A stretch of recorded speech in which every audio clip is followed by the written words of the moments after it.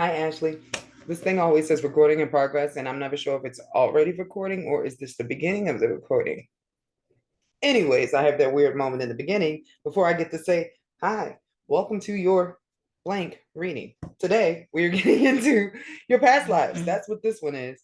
Man, it's been a ride. Thank you for your patience. So, what we're going to be doing today is tapping into the three past lives most connected to this life for you. We're actually going to start with your first life here on earth because from what I have recognized doing so many of these readings, people usually have one thing that happens during the first incarnation here, and then it's a whole butterfly effect thing after that, like one ripple that you keep trying to fix that keeps making other ones bigger until you get to the final phase where you decide you want to ascend, and then you're able to like close out all the chapters. So I'm going to start by tapping into your Akashic record.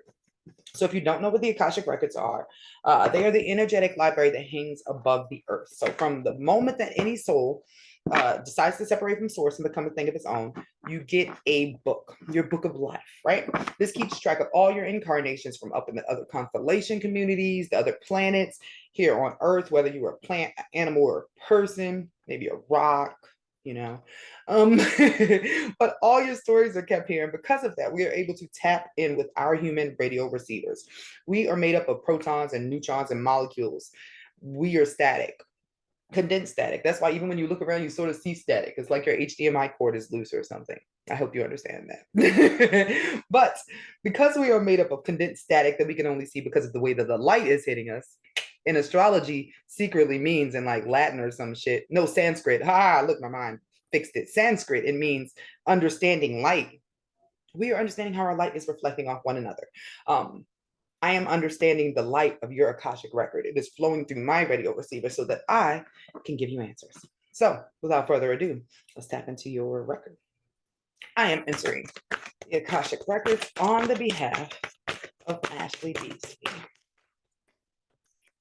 And I consider saying Ashlea Beasley, but Ashley felt right. Like even when I just said Ashley, I was like, no, that's not it. Entering the records on the behalf of Ashley Beasley. All right. So may I have the details from Ashley's first incarnation here on Earth? What are the details from her first past life here? This is going to be multiple decks, by the way.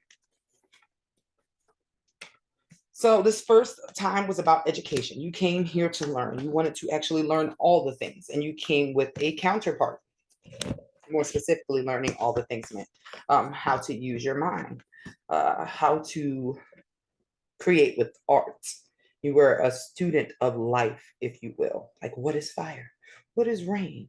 What the fuck is going on here? Whereas your dude was a builder, an architect, somebody into traveling to different lands. Like you were his right hand. His I didn't want to say backup, but you were right there with him as he was figuring stuff out. So may I have more details from this past life here? I have more details from this past life. Okay, so first thing that popped out was biblical. So that means this is just like ancient as fuck. And the arts popped up. So I am feeling Egypt, right? Because you were a traveler. So it wasn't just Egypt, but it feels like that was a really important part of these arts. But it also goes with the whole biblical thing. Now, the thing is, you were traveling with this guy all the time. He was your counterpart. But based upon this unrequited love, it doesn't seem that he was your husband. Like he was so invested in his freaking studies and becoming who he wanted to be as you were like at his side, like he was oblivious. So now that we understand that about you, let's see how that life ended for you. So far you understand you're a student and you came with a dude and you wanted to advance humanity. So how did this life as a traveler and a student end for Ashley? How did this life as a traveler and student end for Ashley? Yes, we will get into that. It's one of my favorite parts because there are so many like scars left over from how you passed away. In this case, you passed alone. I think that's important for me to mention to you. I'm just gonna spout off what's coming through me. Remember, this is channeling through me. Sometimes I'm like, but I can't involve my mind. I must just let it be. So something poisonous was in the air. Plague-ish. Not the plague, it doesn't feel like, but some other sort of plague, some sort of airborne disease. Something that affected your lungs, and you did pass away while you were alone and you were sick for a time with this lung illness. Like stuff got in your lungs. Do you have any fears of dying alone or suffocating to death? If so, that would be why. So let's find out what the remaining shadow pattern is from this life. Like what is left over? What was the regret or the thing that made you come back time and time again? What is the remaining shadow pattern from this life for?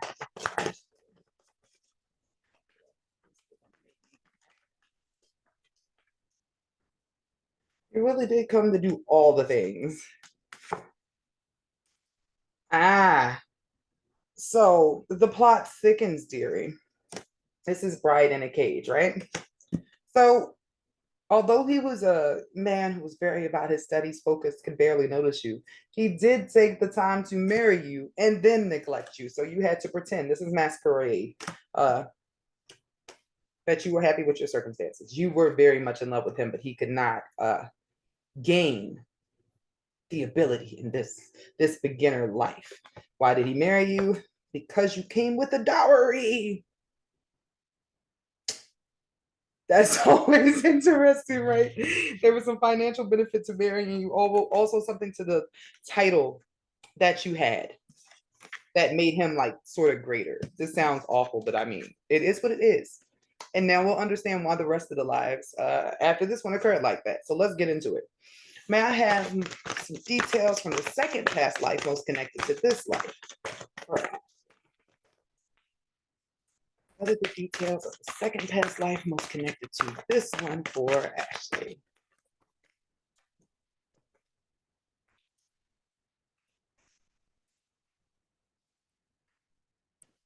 Family, first and foremost. That's what popped out.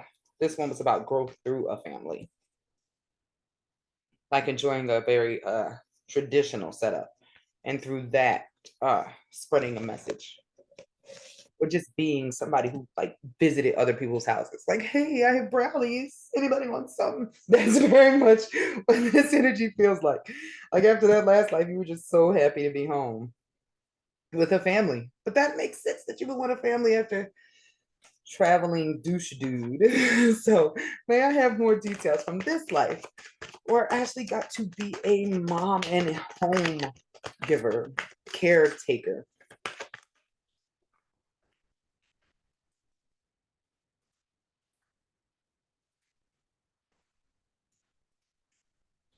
So boo thing in this life, remember I said that you got to be home with the kids and everything? This time his ass went to battle. So he still was not the husband that you really wanted him to be. But this was about wisdom for you and overcoming phobias based around finances. Because in this life, and I'm trying to sense it, but no, the dowry was not as big. If anything, this was land. Like you came with a house. Home. That's what that is. Okay, so you came with a home. You had a home your whole life. And that's sort of what you had to give. You married this soldier dude as a way to settle down. You were a well taken care of lady. Like in regards to you wanted to be taken care of. You did not want to have to worry about money. You did not have to work. This is like colonial America. But then we have this again that followed, unrequited love once again. But this time he took his ass to war because it's involved with his family. This dude that you have been interacting with for many, many lifetimes is seeking a sense of self, a sense of greatness that sometimes pulls him away from where he would most recognize his greatness. Like if he paid attention to the way that his wife looked in his eyes and how she saw how wonderful he already was, even when the rest of the world didn't see it, then he would have felt much, much better. So how did this life as a soldier's wife end for Ashlea? How did this life as a soldier's wife end for Ashlea?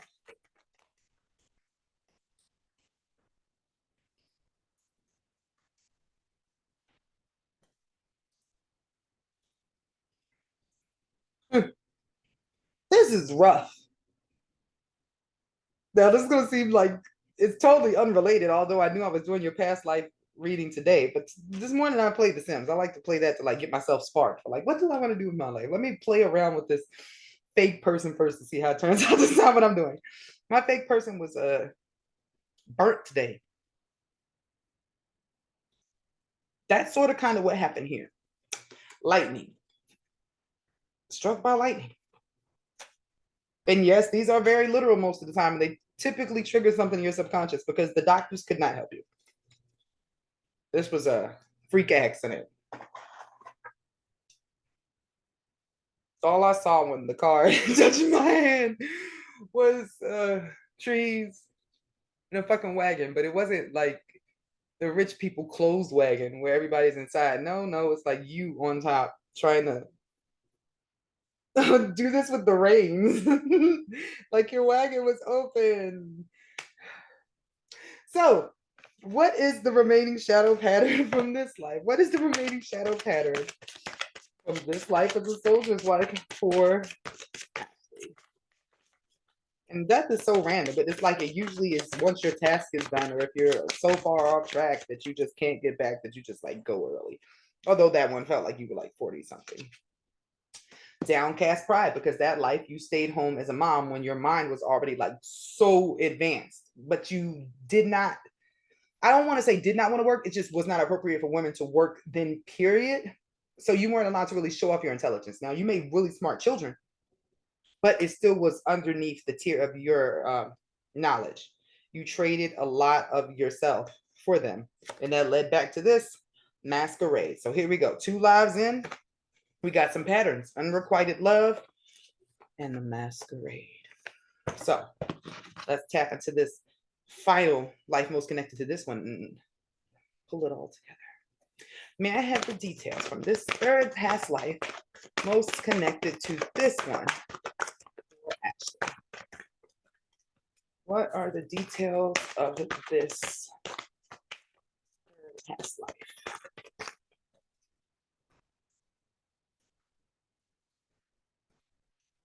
Growth again. And this dude keeps popping up. So y'all came back together again in that life. It's like he was being forced to acknowledge his family this life. Y'all were poor farmers in this life. This is after the colonial life, but like not too much later. Maybe 1800s. The other one felt more like 1600s. So may I have the past life details of this life? Ashlea and her husband were impoverished farmers. And by impoverished, I mean like money is there are wounds around money. Maybe because you always had to receive money from your parents or rely on the guy. But there are wounds around that. So past life, communal living, everybody living together. You were in a farm community, you were on like land, right? Ooh, so what went wrong here?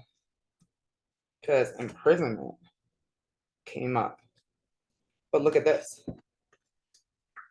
Farming. I'm sorry, I said farming.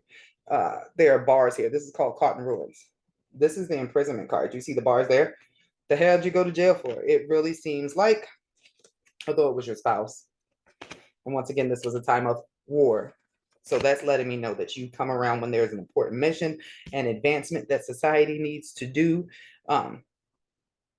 Just small steps towards improving humanity. Besides that family life, that was for you. Although your guy was still on that mission of trying to do something for the world with him beginning the war.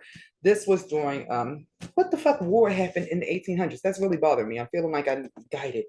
Dun, dun, dun, dun, go gadget. Google search. 1800 American wars. My mom said civil, but history is not my shit. I don't know when the fucking Civil War helped. So don't hold that against me. It's like when you're channeling, your mind can only pull up what your like Rolodex is aware of. I guess I should get into history and stuff. It's just so depressing. I like now that we're moving forward. But guess what popped up? American Civil War, 1861 to 65. Look at this. Can't make this shit up. Yeah, Civil War. So now that you know that you were uh, in prison during the Civil War for talking about God and such, yeah, like what the fuck? Was this about slavery? You were preaching fairness for all people. They ain't like that. So they locked you up. But you were a farmer, just like talking your shit, which is the crazy thing. It's not like you were a politician or anybody, but they were trying to keep down anybody who was a hearsay. Now I need to look up the word hearsay. I love when words pop in my mind, and I'm like, is that the right thing for this? And it's like, baby, this is something outside yourself. Yep, here's heresy, hearsay, heresy. Belief or opinion contrary to orthodox religious doctrine, especially Christian. Boom. See, I didn't even like understand what that word was saying, but my mind said, girl, tell her this. So your beliefs that everybody deserved to be free got y'all locked up. So, and he was with you this time on this. Y'all agreed this. It's like y'all were caught in the ruins together. Y'all were poor and y'all were farmers, but y'all were in it together this time. Maybe a trauma bond is what y'all needed because he wasn't getting it before this. So how did this life as an abolitionist, look at that, end for Ashlea? How did this life as an abolitionist end?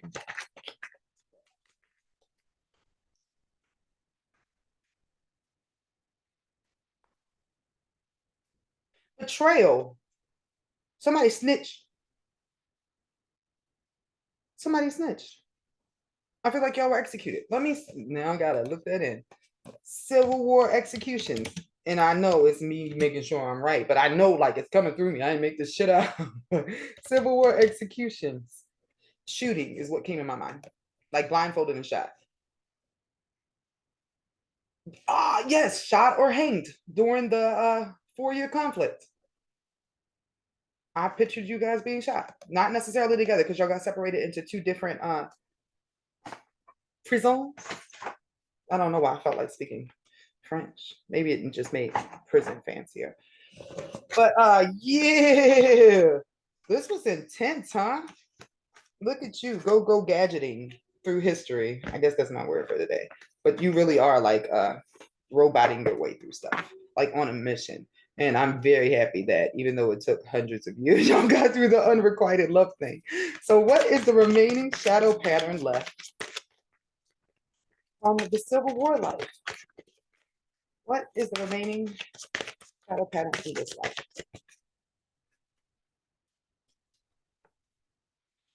Ah,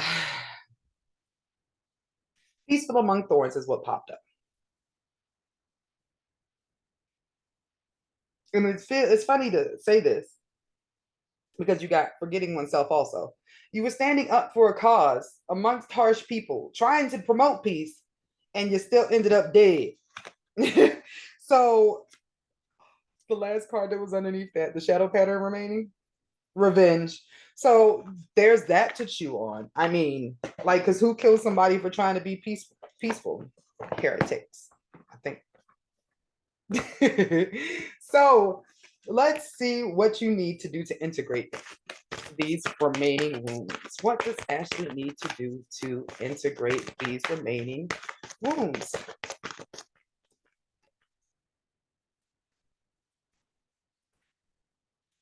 Get back to learning things that you really enjoy. Embrace your intelligence. Listen to your ancestors because there is so much energy in you that once released inspires other people. You disconnected from your extraterrestrial angelic intelligence because it had been such a